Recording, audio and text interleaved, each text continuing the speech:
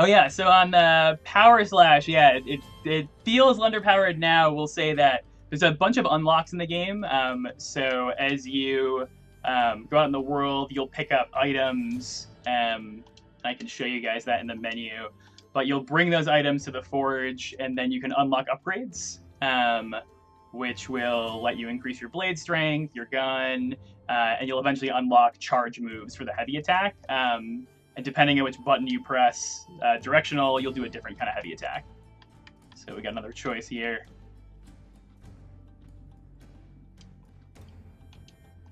Yep, and as Diane said, the power slash has longer reach. And when you see the variants for that slash in the main game, you'll have more tactical options. So you'll have moves that kind of hit up, moves that kind of spin you around, moves that bring you forward. So positioning is kind of big in the game of kind of knowing how far away from your enemy and using the right move for the right situation.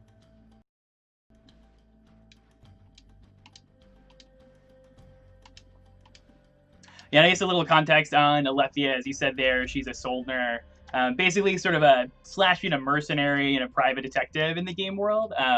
So the quests and side quests you'll get kind of range from more mercenary type missions where, get this, kill this, to more detective stuff, as in, there's a murder, I want to investigate this, a missing person.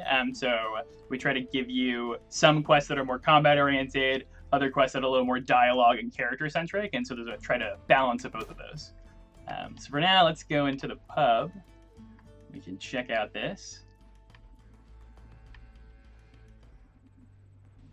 So yeah, so you got a bunch of NPCs. So any of the people with the kind of dots over their head, you can talk to.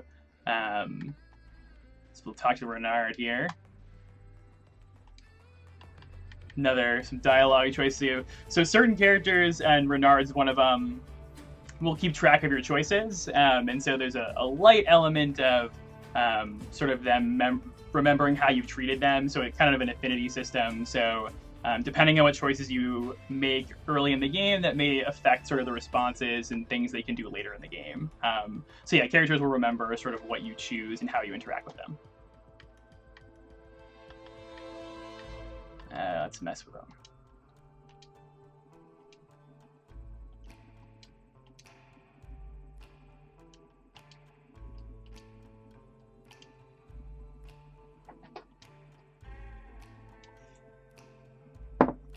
And so Renard here is trying to get Alethea to join sort of an elite group of Soldner that kind of work for the kind of government of the city, and she's very resistant to that. So it's a more lucrative lifestyle, but a bit of a sellout.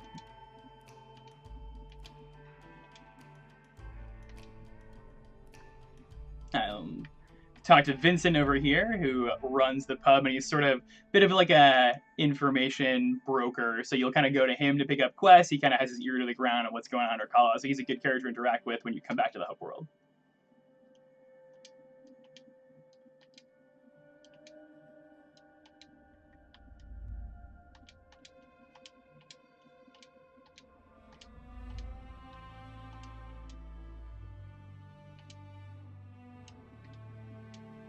Oh, and not to skip the text, but for speedrunners, if you hold Y, you'll blitz right through all the text. So we have a couple of things like that. So if you want to just kind of spam through certain things, it'll speed you right into a choice, make your choice, hold Y, and it'll speed you right up as well. So a couple things in there for speedrunners that want to focus on getting right to the action. A little cutscene to show us the hatch opening, and then we can go off. We can also talk to Vincent, asking about other stuff, but for now, let's just have him give us a drink.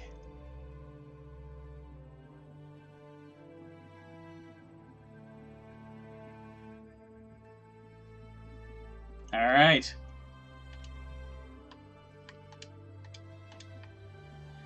All right, so let's head down into the black market here.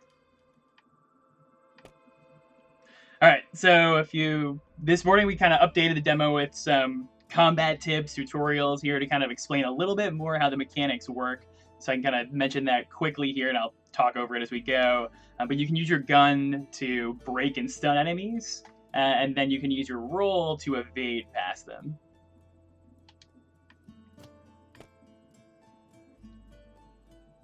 All right, right, so here we kind of figure out what's going on down in the black market. It looks like these guys are harassing merchants.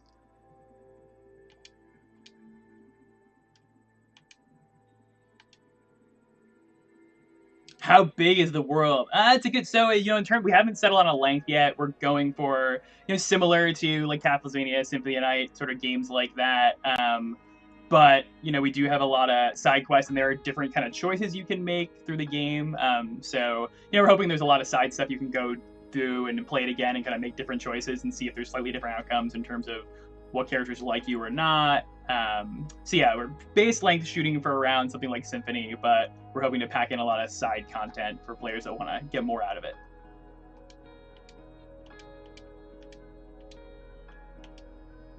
All right, let's mess these guys up.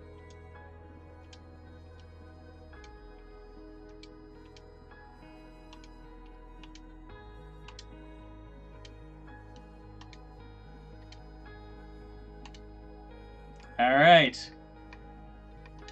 So yeah, so as we were shown before, you can kind of dodge through enemies. So normally enemies have collisions like this, so you can't just walk past them, but you can dodge right past them like that. So let's get this guy. Boom. And you can see there they were dropping stuff. So we have items that you can collect here. So he'll throw his little Molotov. So you can swing past them. You have different types of attacks. So you have combo attacks here. So I can hit up to 3 here. And then if I press and hold, she'll do kind of a blade spin move here that does recurring damage to enemies there. She kind of fixes in place, so you're a little bit stuck. You can't roll out of it as quickly, but it does more damage. She's got a heavy attack here you can charge up, and later on in the game, you'll unlock like different versions of that. And she's got a gun you can aim here, so we can show you how to break an enemy here. So that stuns them here. When they're stunned, they'll take extra damage when you hit them. So certain enemies will block or take kind of little chip damage. So breaking them is a good way to soften them up, weaken them. They'll kind of sway and give you an opening to attack them. Smash all these crates here.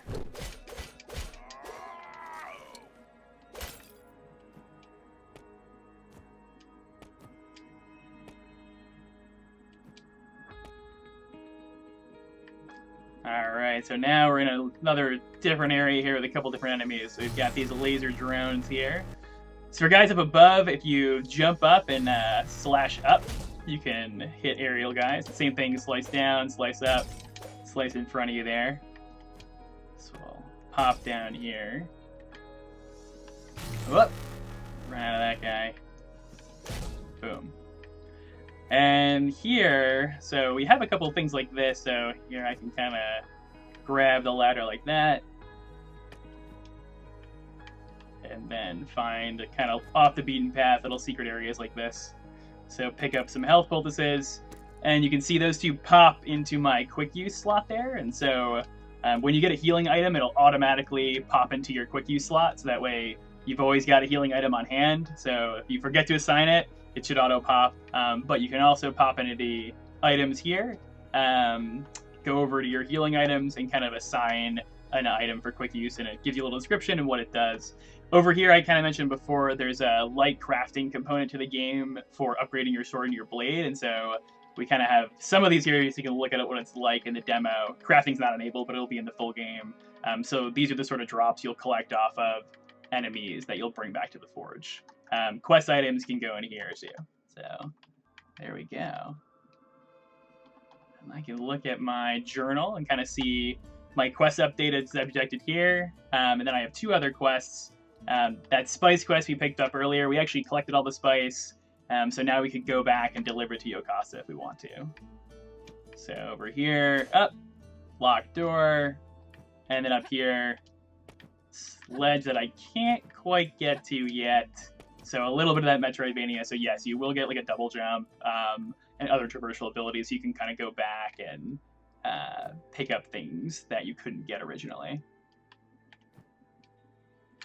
Yeah. So the controls, there's a lot of controls. That's definitely something we'll have in the main game is much more of a tutorial sequence to kind of show you what you can do. We kind of unlocked some moves early for this demo here. So in the base game, it'll be a little more gradual to give you more of a tutorial and kind of learn how each thing works and then how to integrate all your moves together.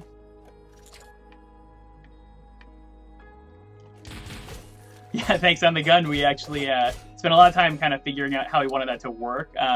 We really like the idea of being able to draw the gun and not necessarily shooting it. It's very Metal Gear Solid 2 with the kind of the pressure thing.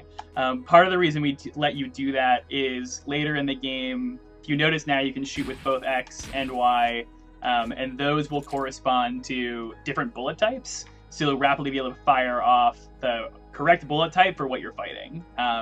And those better bullet types will have the chance to inflict status effects on your enemies. So a lot of it's kind of figuring out the right type of bullet to use in the right situation for the right enemy.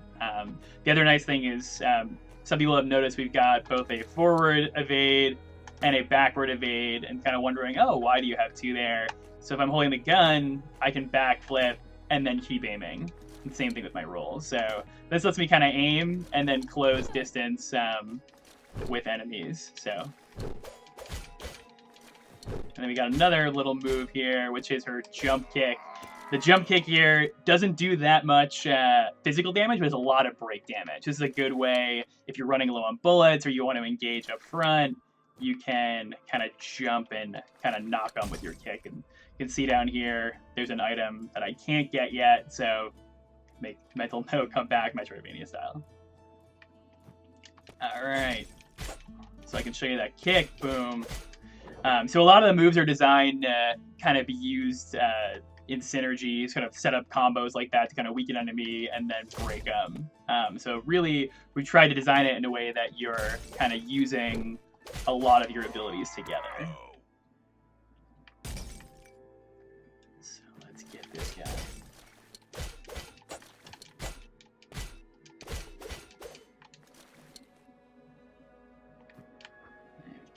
Ladders here.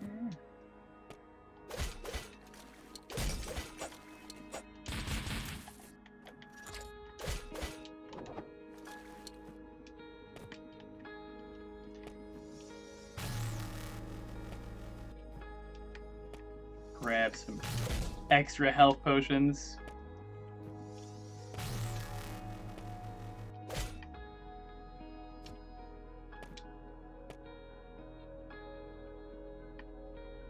All right. So we got save points here. So that's the demo, so we don't really save. But these are sort of your checkpoints. So when you reach one of these locations, you can save your game. And then when you die, you'll respawn at this. Another option we have here is that you can, every save point lets you teleport back to the forge. And the forge is where you kind of turn in your upgrades and upgrade stuff. So actually, we want to... So, going, yeah, it's a little bug. So why don't we do that? We'll warp over to the forge. All right, so this is the forge here, and in the base game, you'll always be able to teleport back with gunshots between sword attacks. So actually, there is a little thing we did for that. If you are attacking and shoot, you will quick draw and fire faster. So it's a subtle little thing, but yes, so if you are doing a melee combo and then you want to fire your gun, it'll actually skip the draw animation and go right into the firing.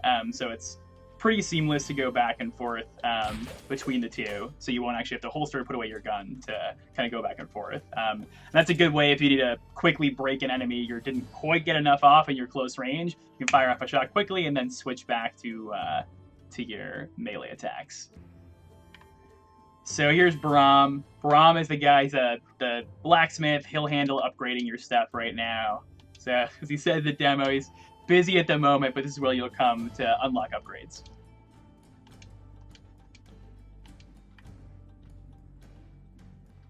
And then we've got another, so we got another exclamation point. We got another ask for work. Pick up another side quest here.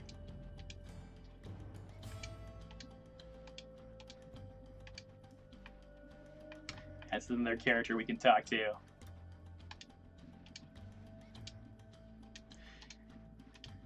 And so this is a pretty long-running side quest in the game. So we have certain side quests that you will kind of start early in the game, and they'll kind of run through the entire game. And so kind of every time you come back to town, you can kind of check on the characters and kind of make a little more progress in those quests. So this is one of them where Cadmus has built a clockwork named ENIAC, and he's kind of a blank slate in the beginning of the game. And so your kind of long side quest here is teaching ENIAC how to be more human, and it's kind of up to you what you want to teach him. So you can kind of teach him to be a very nice and noble robot. You can teach him to be more evil, and that will have some differences later on.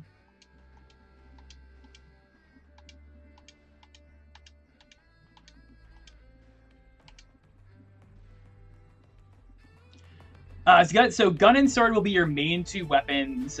You will get, like I said before, there's multiple bullet unlocks.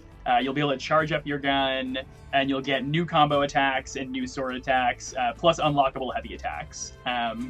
So yeah, it's based around those two weapons, but you'll get a lot more versatility as you go, and as you unlock new moves.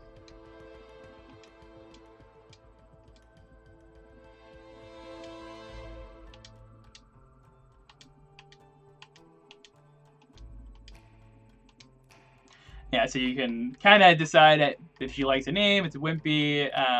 So let's say we like it.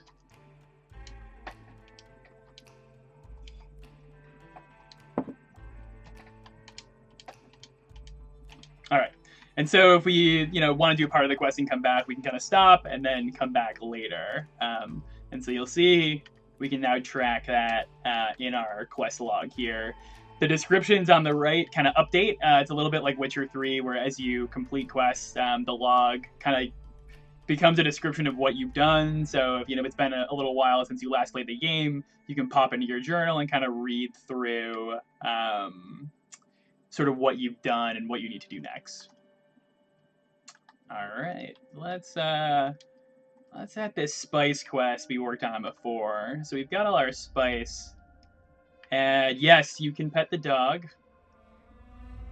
So that's Finn.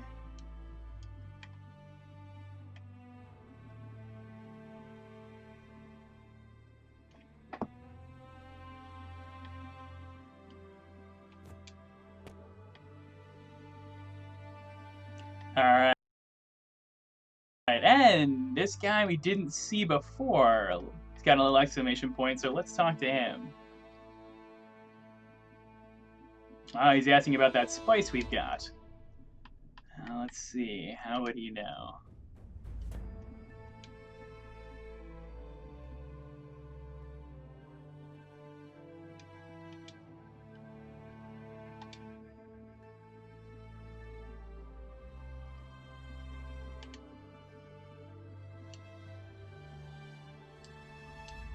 All right, so Alan here looks like he's a spice addict and wants to, is offering to buy the spice for you instead of Yocasta. So now you have a choice. And so let's ask, how well.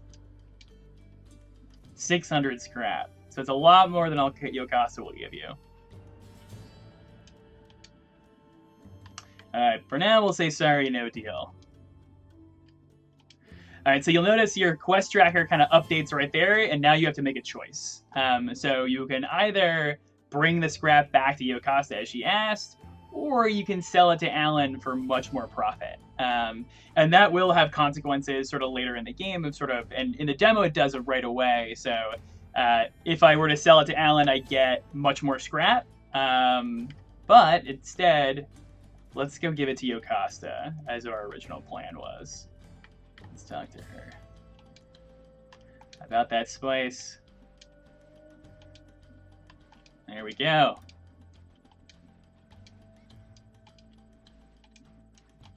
Okay, so we gave Yocasta the spice that she needs to make poultices. So now, when we talk to her, we can buy health potions from her. 200 pop. So you buy 1, buy 5, or down. So let's buy 5. There we go. If you're now looking at my little HUD there, I've got 9 health potions, and it auto deducts the scrap. So if you look at items, in the upper right corner is my scrap. That's my currency. So you get scrap for killing enemies. You'll use scrap to buy things off NPCs that sell things like poultices. You'll also use scrap when you go to the forge that you'll pay Brahm when you turn in items to upgrade your sword and your gun. Would a level grader or Steam work be possible long term? That is a very good question. We haven't really thought about on Level Editor. We haven't really thought about that. We sort of use internal tools in Unity to build our levels, but workshop support is definitely something we're interested in. I'm not sure, not at launch, but long term. We love mods, modding community, so it's certainly something we're open to exploring. Definitely. Oh yeah, and there was a question before about the move list. Upgrades are off for this one, but when this is open in the main game, you'll have a list of all the upgrades you've collected. Each upgrade will give a little description that shows sort of what the upgrade does, what kind of moves you have, and how to pull it off control-wise. All right, so let me talk through. Let me buy a couple more. Let's get 5 more. All right, now we got 14. And you can see them in our items here too. 14 of those health poultices.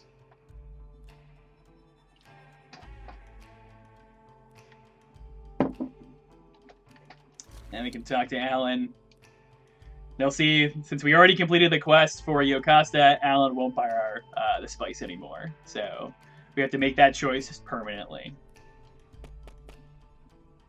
All right, let's head back down to the black market. Actually, let's go and show off another side quest we have here.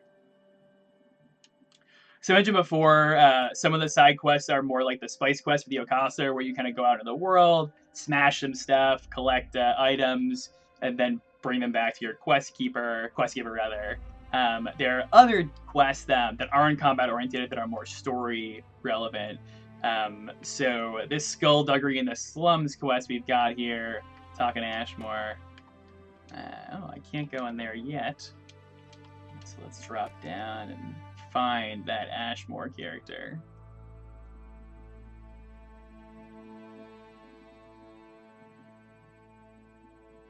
Alright, right past the apothecary and in here. Let's run past that guy and just go right where we're going. Alright, so this guy Ashmore wants to hire us for a job.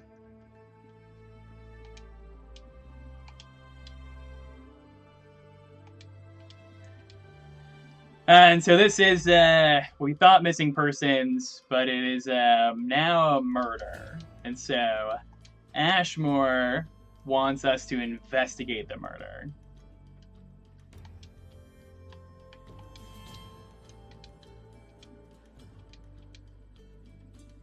All right, so Ashmore kind of gives a little background about himself.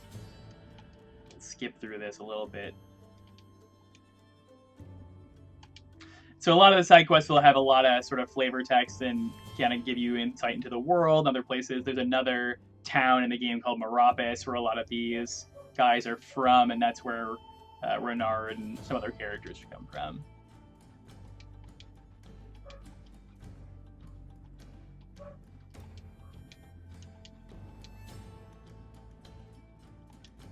Here you can kind of ask him for how much scrap you want. So let's say 10,000.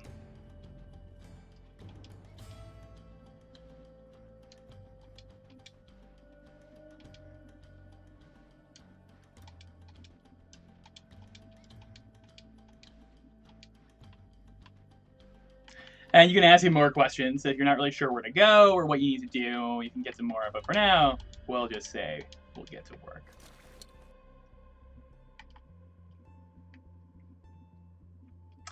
And so you'll get kind of the hint there. If you go into your journal, you'll get more information about the quest and kind of tell you where to go and what to do. You can page through if there's more than one page to get longer descriptions here.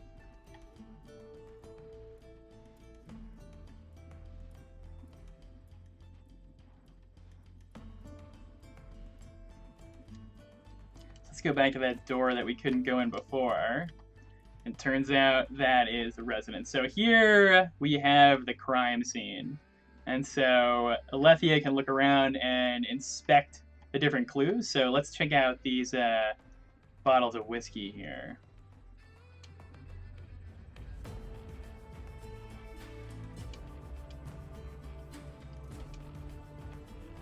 All right, that with this curtain.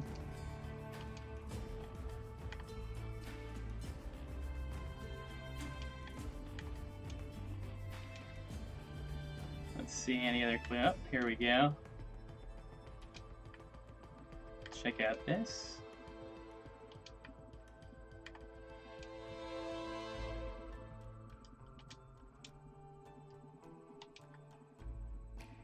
And here's the last one.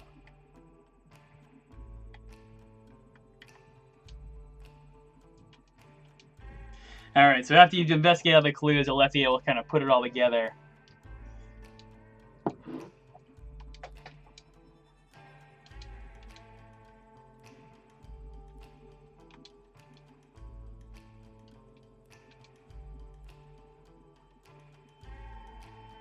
Yeah, Witcher inspiration. Definitely some Witcher influence in terms of being able to... They did a great job kind of updating your journal and sort of knowing what you've done before, kind of what to do next. So it's spot on in terms of influence. Yeah, so in terms of how the influence system works, you know, for the most part, it's one basic ending, but we'll say that there are certain characters involved in the ending and certain character allegiances that can change. So based on how you treat them. So yeah, you will see definitely some differences in characters. It all kind of ends in most of the same place. It's kind of similar to the Mass Effect games where, you know, it kind of funnels back to one sort of main final mission, but the characters involved in that live or die, that can change based on your actions.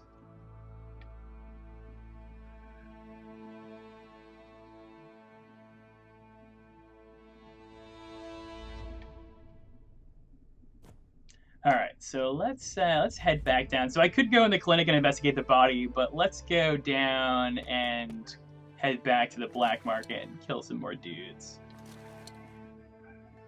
So in the main game, there'll be fast travel between these large locations called conduits. So once you unlock fast travel, you'll be able to zip around from the hub to other places. So it's not in the demo, but will be in the main game. What are we the most proud of? A good question. I think maybe what most proud of is kind of things kind of, it's hard to describe, working together. Sort of wanted to make it so that you couldn't just do one thing over and over again. And that there's sort of the way the moves kind of flow together. And we think it looks pretty good too. So we spent a lot of time kind of making it look smooth and feel fluid. And we're not done yet. But yeah, we like how it's shaping up so far. We hope you guys do too.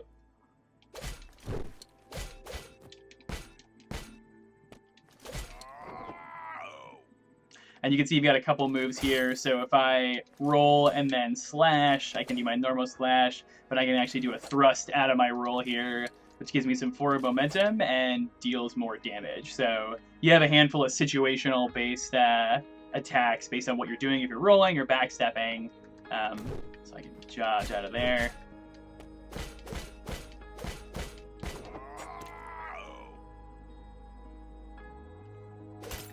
You'll see some items I pick up, like the adrenaline's instant effect. Other items, like the poultices, I have to use manually.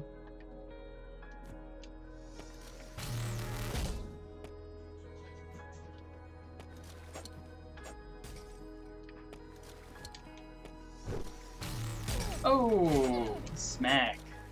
Alright, good. So I took some damage there, take it again. And now I can use my health poultice there. Bring me back up to health.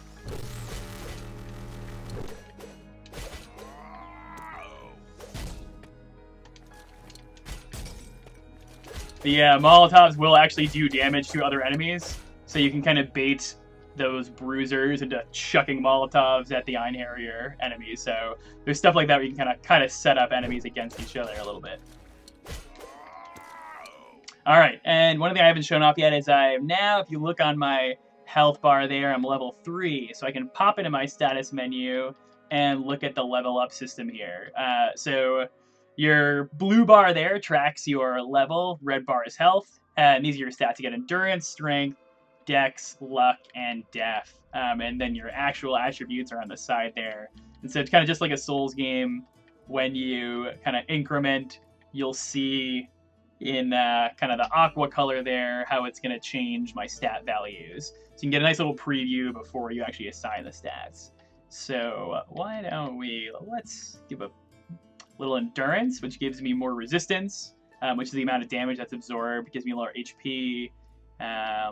We can do let's do dex, which will increase the power of my bullets. The number of bullets you carry in your game also is affected by dex, so as you level up dex, you'll be able to carry more bullets in the chamber.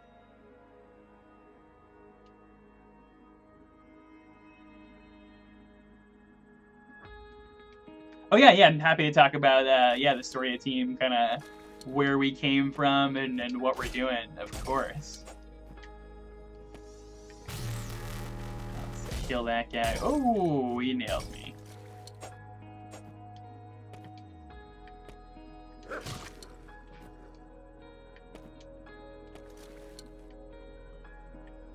And yeah, so you can see, you can kind of, if you're one of those players that wants to kind of run through and evade enemies, you can do that.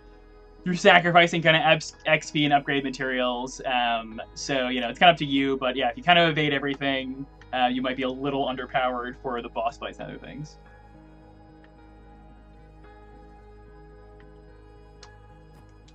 So right now we've been experimenting with that on the respec, of allowing you to respec. So it's definitely something we're thinking, if that's something that originally we were going to have it kind of no respecing, but that may be something we kind of consider of putting like a scrap cost on it, so it's not trivial to respec, but that you can. Oh. Yeah, she's got a little wall jump here, so you can slide. You can climb up ledges like this, and then slide down the walls here. Whoop.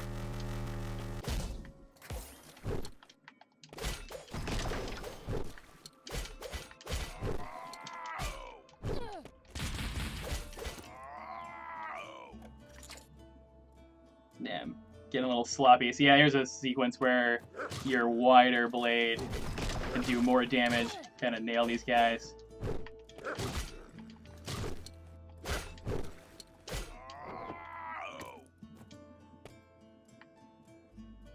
Thank you. It looks beautiful. Thank you. All right, so the music is stopped here. You can see a little bit of a gate, so this could be a boss, and here we go. So now we've got a boss fight here. And so for boss fights, it's very similar to kind of enemies. So you've got your green break bar and your red bar. And so if I deplete his green bar, I can stun him. So he can drop these things from the ceiling here. So let's kind of show that up. And the boss fights in particular really have you kind of moving around and using a lot of your different abilities. So your evasive maneuvers, your gun, your melee. And so we've tried to design the boss in a way that makes it so you've got to kind of experiment with different options to take him down.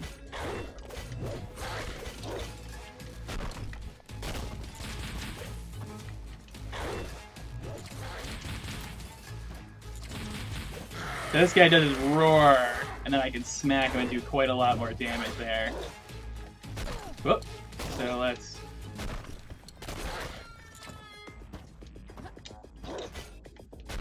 Ooh, got me. So I can heal up.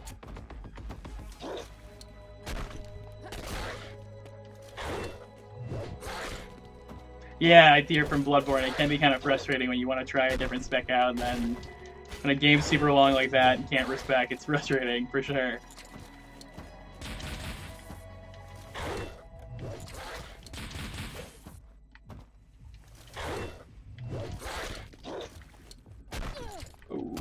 got me.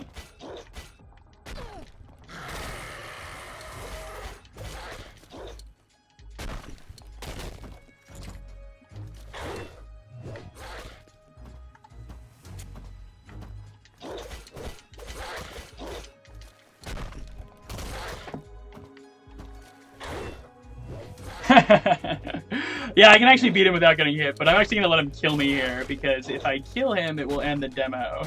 So let's see. Let him take me out. Alright. Come on, buddy.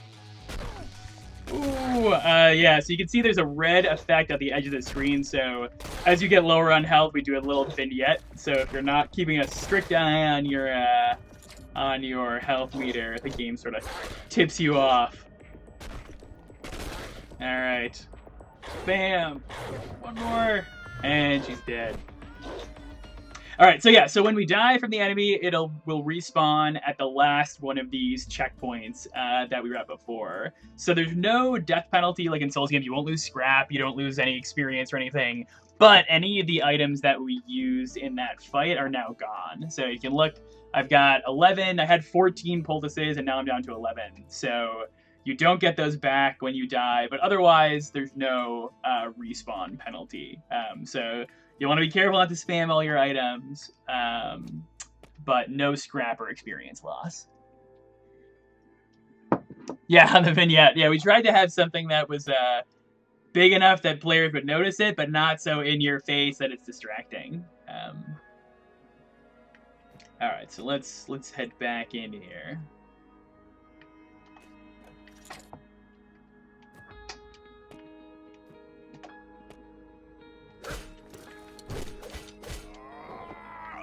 And we can see from our little upgrade here.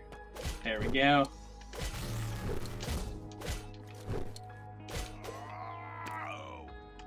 So we can give ourselves another little boost. Let's upgrade. Let's give our dex another point in dex.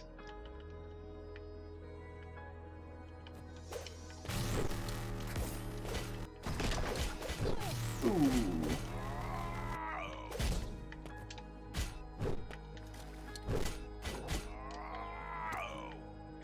So one other thing too for some of these enemies, that green break bar they have. So you can get it all the way down to 0, but if you don't and you just kind of keep it low, your crit chance.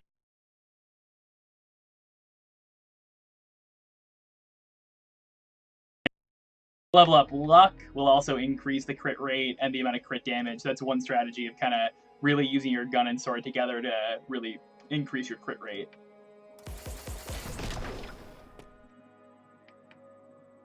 Alright, let's go in and actually kill this boss. And we'll just restart it.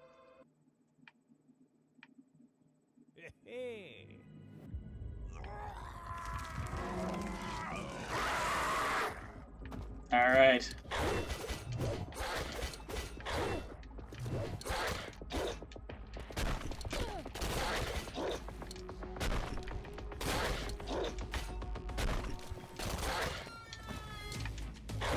Ooh.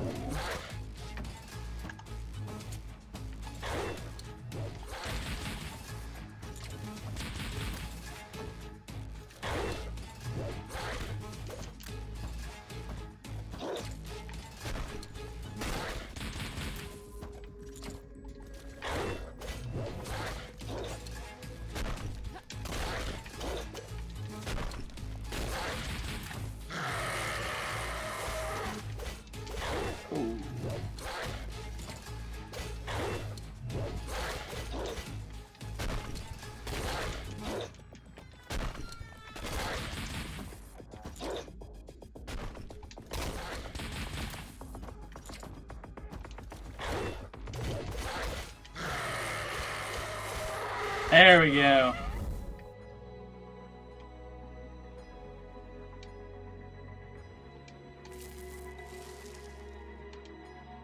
Any Easter eggs? That's a good question.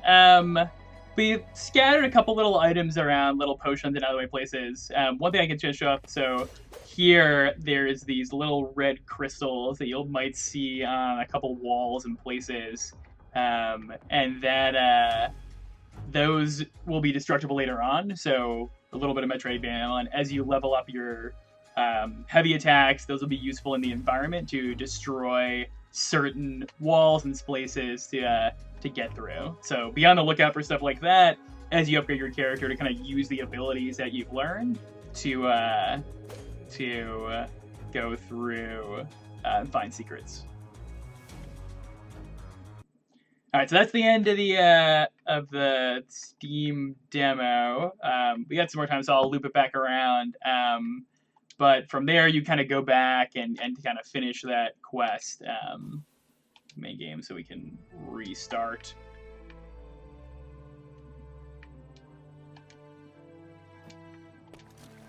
Yep. So kind of let you play from the start again. So let's get through this stuff. Look at some other things.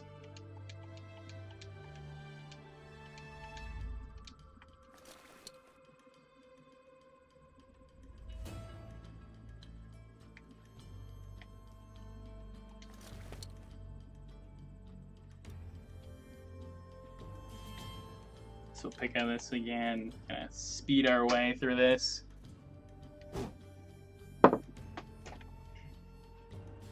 And we can explore a little to the left of the pub this time.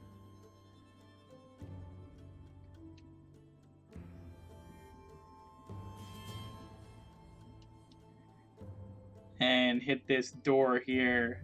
So this over here on the side is a big area in the game, so the warehouse district. So you can't go into the demo, but that's actually one of the first areas in the game, which would be before this whole kind of black market sequence. And a couple things here, these kind of conspicuous little stairs you can almost reach, but not quite, is another thing you'll want to come back for when you get double jump. Will be soundtrack art book as DLC? We're not sure. It's a good question. We'll definitely, if we decide to do soundtrack or art book, we'll announce it, but no plans quite yet.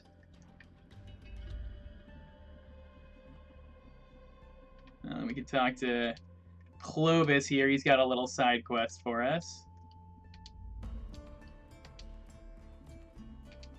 So a little bit of gambling. So we can take the scrap we've made and make a little bit of a bet if we want. Let's do that.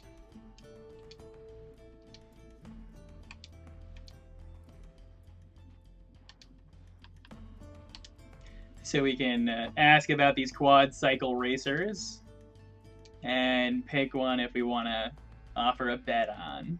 25 to 1 odds. All right, let's pick.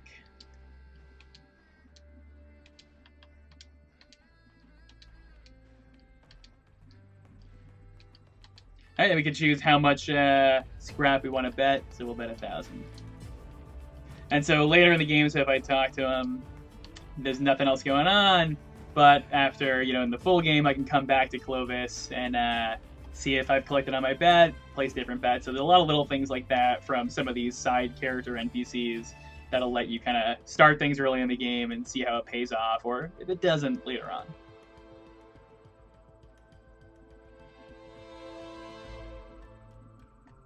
So we'll head back down here.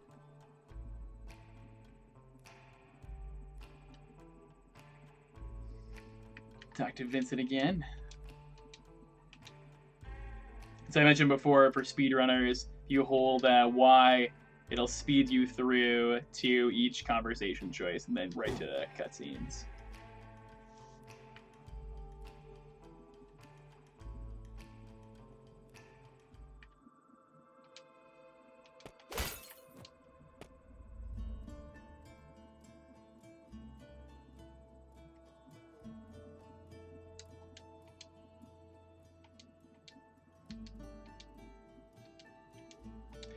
Yeah, so someone asked before about the team. So this is I'm the kind of creative director and lead developer, Tom.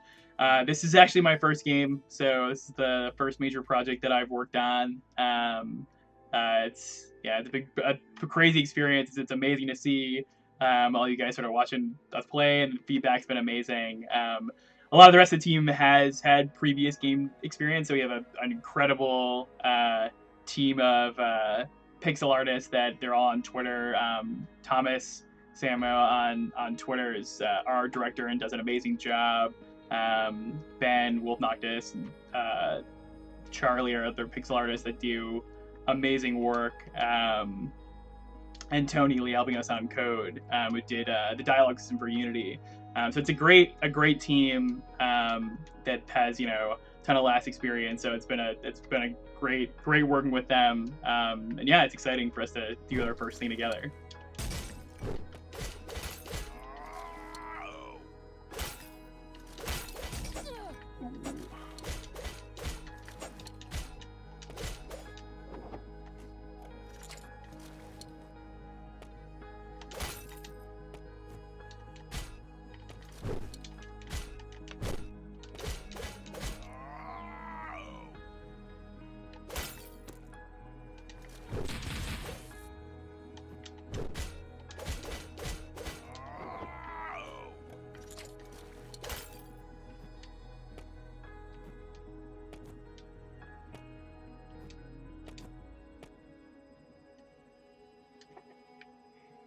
Back in Tartarus.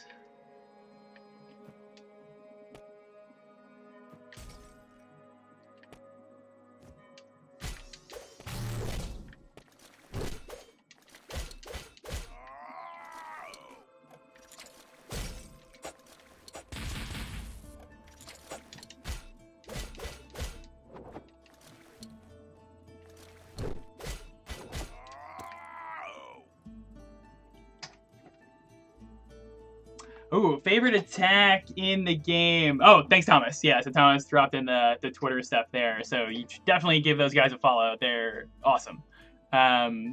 Favorite attack in the game and favorite one that isn't in the game that's still planning. Ooh, that's a good question. I do like the twirl. It's sometimes it locks you on, but it looks really cool. So that's a fun one. And some of the ones we have in some of the charge attacks are really impressive visually, that are really cool. We have a couple other attacks that are context sensitive, so you can do an attack out of your back. So right now you have a back step. You'll be able to do sort of a forward somersault out of your back step. That's a lot of fun to do. And you'll also have a couple other ones. So yeah, it's hard to pick a favorite.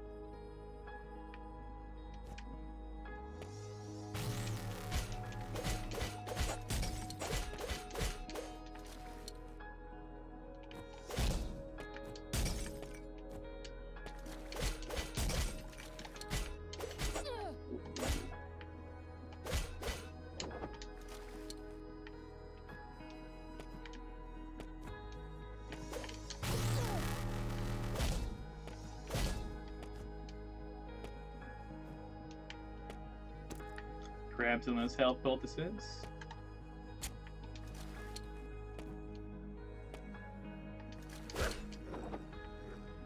Poor dog.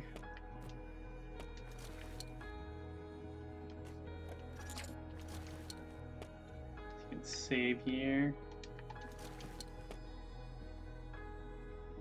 Change your character's looks. Not in the plan. We've spent a lot of time sort of nailing down Alethia's design, so there's no current plans to change up her look in the game.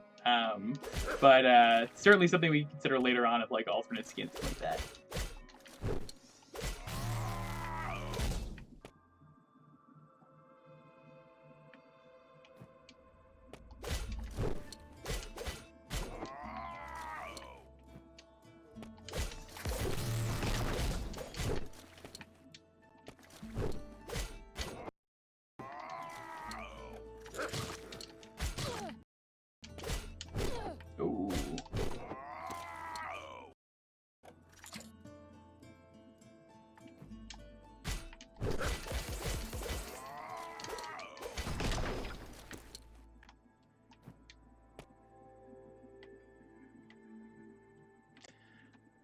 Design notes and inspiration for design. Yeah, sure. So yeah, Thomas actually had a great thread on this on Twitter, but I can definitely talk about more kind of our design inspiration. yeah, sort of the whole game has a sort of hybrid, a little bit of steampunk, kind of Western vibe to it. We sort of looked at a lot of our favorite influence and references sort of across like all different media and all different things and sort of tied that together. And so I think a lot of the main influences, a bit of steampunk, a little, magipunk, kind of FF6 is in there. In terms of specific, design, we sort of looked at, US like westerns like Tombstone, Quick and the Dead for style. Vampire Hunter D was a big one, especially the 2000 Bloodlust. That was a big inspiration for look. Some of the Yoshitaka Amano art, and then in terms of kind of her personality, we sort of looked at less video game characters and more kind of book and movie characters. A little bit of Ellen Ripley, Furiosa from Fury Road, sort of getting that, take no bullshit kind of attitude. I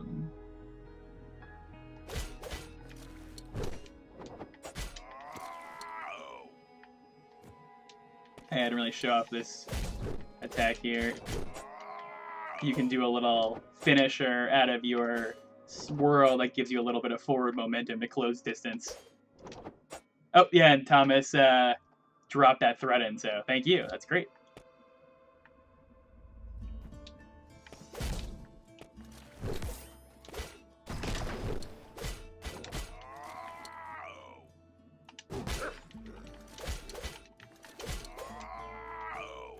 Yeah, one thing, you can actually abort your roll quickly, so you don't have to do the whole roll, so you can kind of quickly cancel out of your roll to make sure your distance is right for enemies.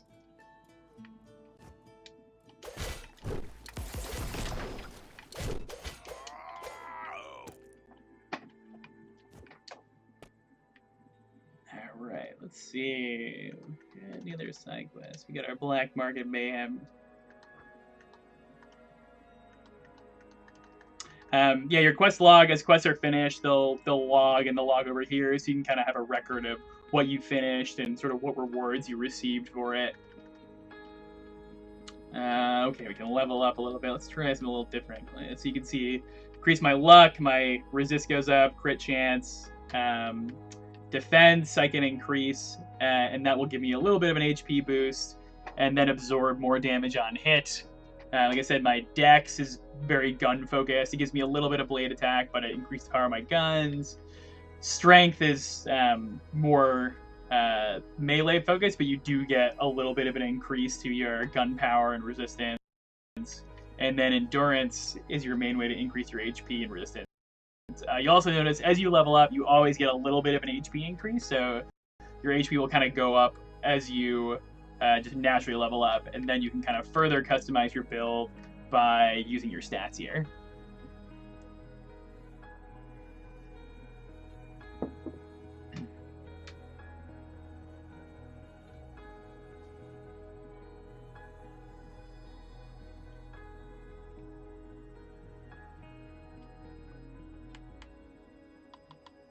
So let's just give ourselves endurance on this one.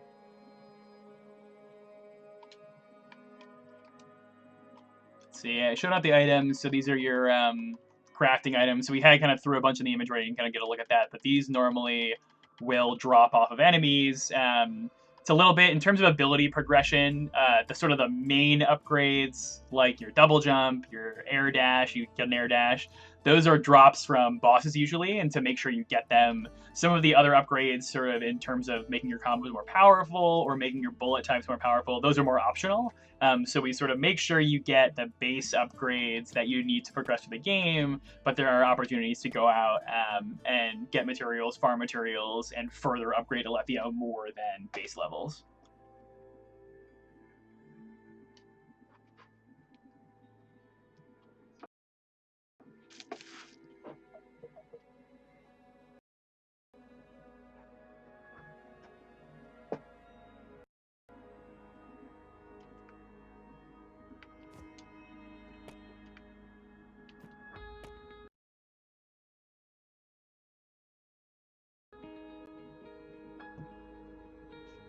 All right, let's Oh yeah, Starbound. Yeah, I hadn't actually seen that. Right. So yeah, a lot of it's like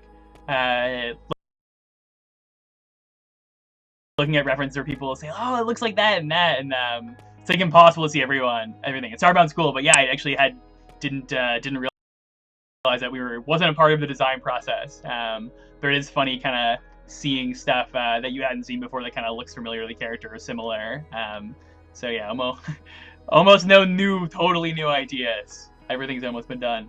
All right, so let's kill this boss again here. Can heal up. So after this fight, in the base game, in the full game, your next sort of quest is figuring out sort of what's going on here. Why is this guy transforming? And so it sort of kicks off the mystery for the game, and then as you go forward, you sort of get embroiled in more bigger and bigger events. So in that way, it's a little bit, like a classic film noir, a little bit like a JRPG, where things start small and then kind of spiral out of control as you get deeper and deeper in. Most unique or surprising influence? That's a good question. I don't know.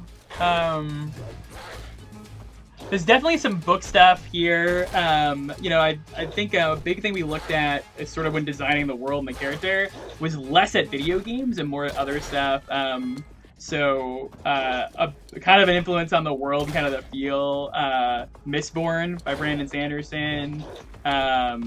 Sort of the Locke Lamora books, the General and Bastards. Those were great. That's a big one too in terms of kind of the tone and feel. So maybe there's a little more of a kind of book influence on the game than you might expect, and a little bit less from other games. So we tried to look at kind of other media stuff to bring in something a little fresher, a little different. So hopefully we kind of pulled that off.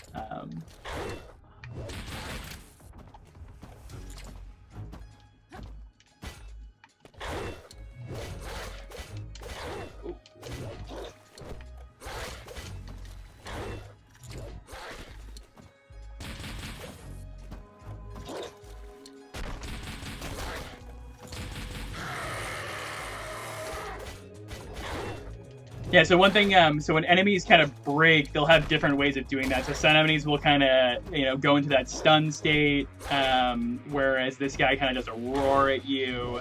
So some of breaking them is sometimes more of an interruption, other ones is more of a stun, but it usually lets you kind of close distance, and they're much weaker in that state. So it's a good opportunity to go in and kind of wail on them.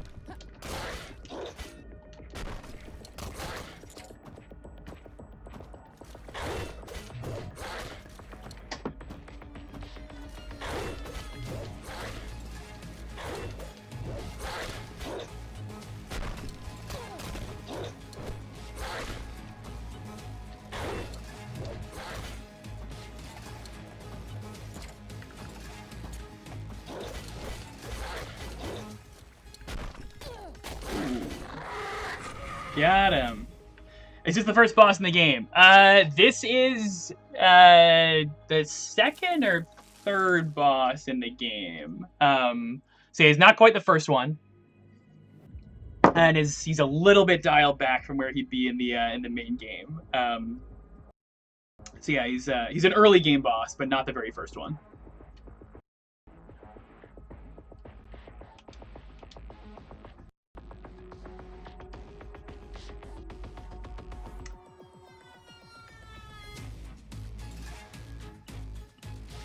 If I leave the room, then it'll start. So we still got a little bit of time, so I'll leave and then spin it back one more time.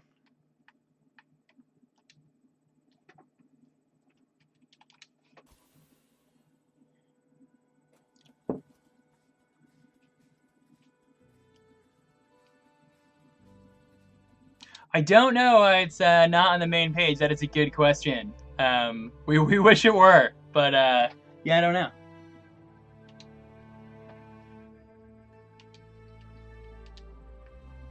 Feels like we're in Groundhog Day here, just going through the same loop over and over again.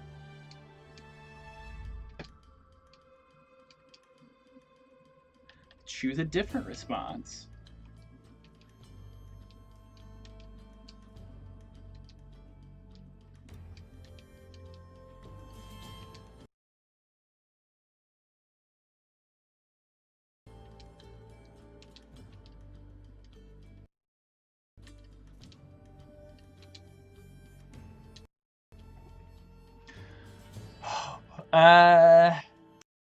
How many bosses total in the game? Shooting for about 8 or so. So we haven't finalized that yet, but that's what we are shooting for.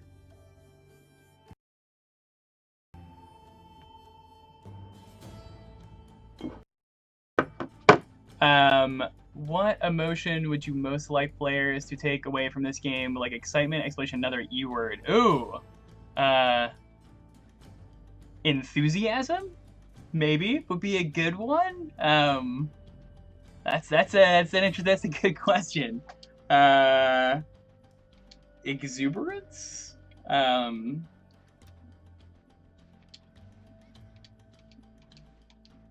But yeah, excitement, exploration, those are a good one. But yeah, we hope players are find an interesting world to explore, a place they kind of want to inhabit.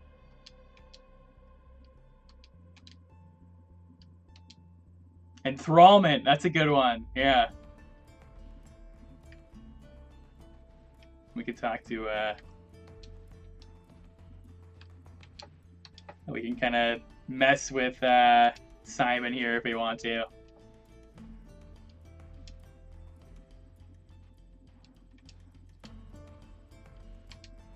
And right here is the OR, so I can't go in yet, but if I mentioned before, it's that kind of murder mystery case. If later on we can kind of come back here and investigate the body. So there are certain areas you can't access right away, and you'll need upgrades or certain story events need to happen before you can access them.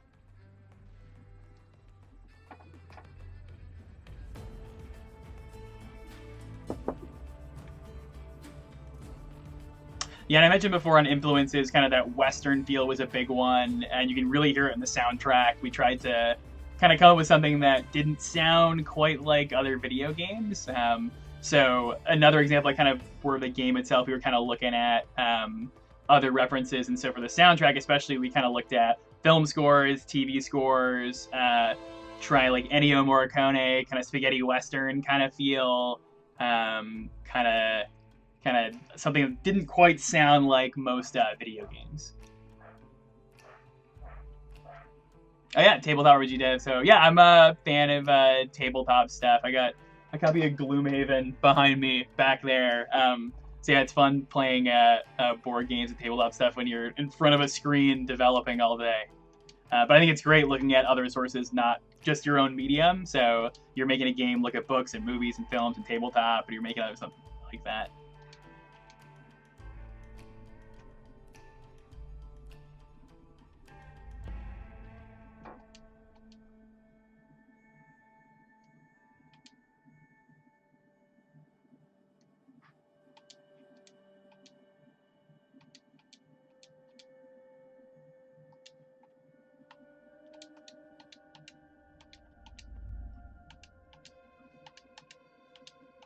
So the one little touch is the text boxes will kind of flip top or bottom based on where the characters are, so you can kind of always see the little NPCs interacting. So try to put in a few quality of life things. And there's that Vincent sign for his namesake pub here.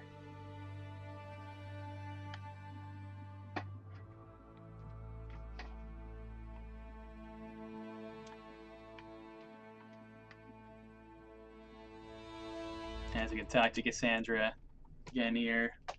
So Cassandra the Soldner, just like Alethea, but she works up in Meropis. Get paid a lot more money than Alethea does.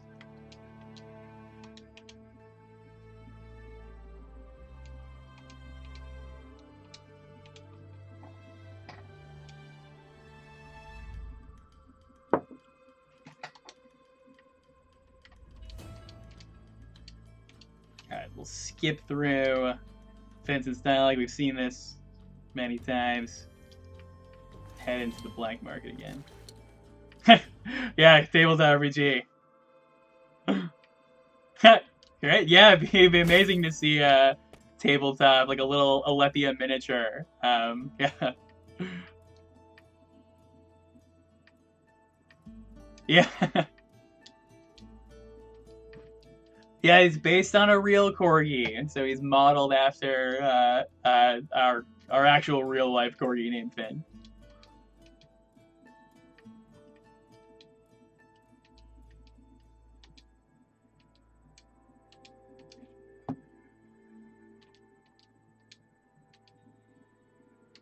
Alright, back to more fighting. Boom, boom.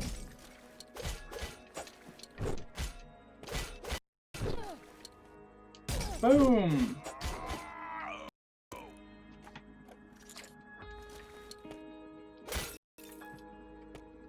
I can get very sloppy playing on stream.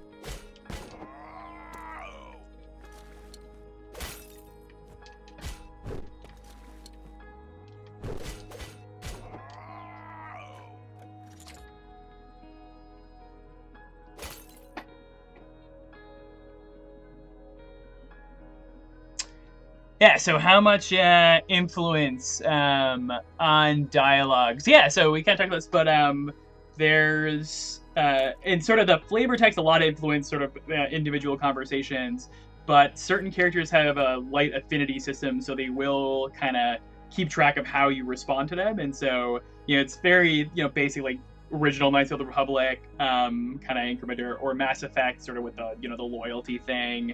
So if you continually treat characters poorly, they'll kind of remember that. If you treat them well, remember that. And that can change some of the outcomes later in the game, particularly with certain characters, where they'll sort of the quest givers, so how you resolve certain quests. One little example in demo of the Yocasta, where if you sell her or bring back the spice to her, she'll sell you poultices.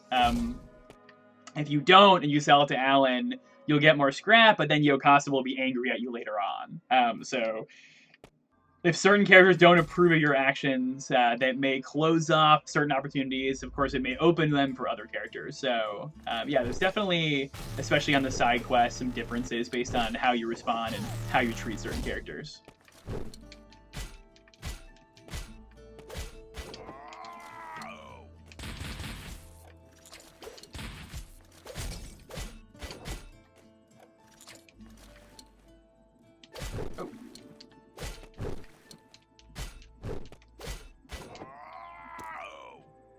And there's a good example of a thing I can't quite get yet, but make a mental note, kind of come back, Metroidvania style.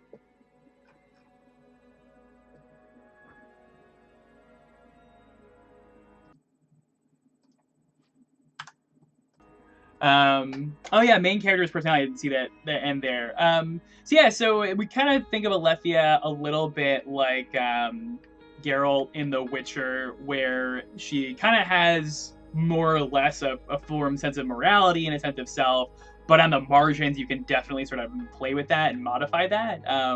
So she's if that at her core a good character, so she's not gonna go. There's no choice to go burn down an orphanage.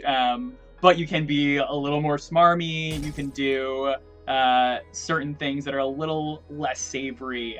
So there's a bit of a range you can kind of play with there, but her core sense of self and personality is kind of set. So I think The Witcher is like a good example there. Super bosses, stuff you won't be able to power level to steamroll. In that, so the game's definitely not quite as hard as a Souls game, but we kind of look at it that way, and that certain bosses will be the boss will be the most challenging part, but nothing that's too crazy hard. So at the moment we're not necessarily planning anything that's going to be Souls level crushing, but we hope to give it a good challenge. We do kind of want to leave in the ability to kind of level up to make it a little easier, although some of your skills are soft capped, a bit like a Souls game, so you can't just endlessly crank your strength or dex or whatever. All right, I think we've hit the end of our stream here. So any other last questions for the chat?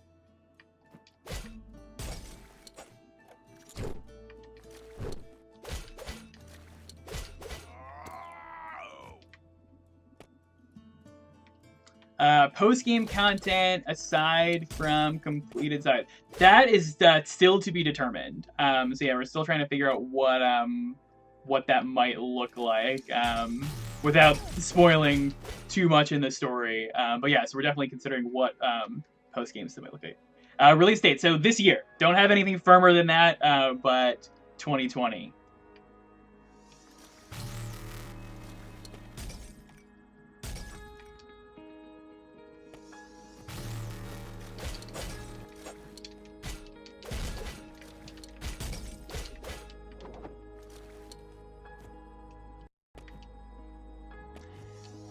All right, so yeah, just to give another shout out to the team, Thomas on the chat, so our amazing art director, incredible pixel artist, amazing coders. So just couldn't have done it without all those guys. So just a huge shout out to them. Thank you. Follow them on Twitter. Thomas posted links. They do amazing work. So yeah, thanks guys for sticking around and watching it and try out the demo.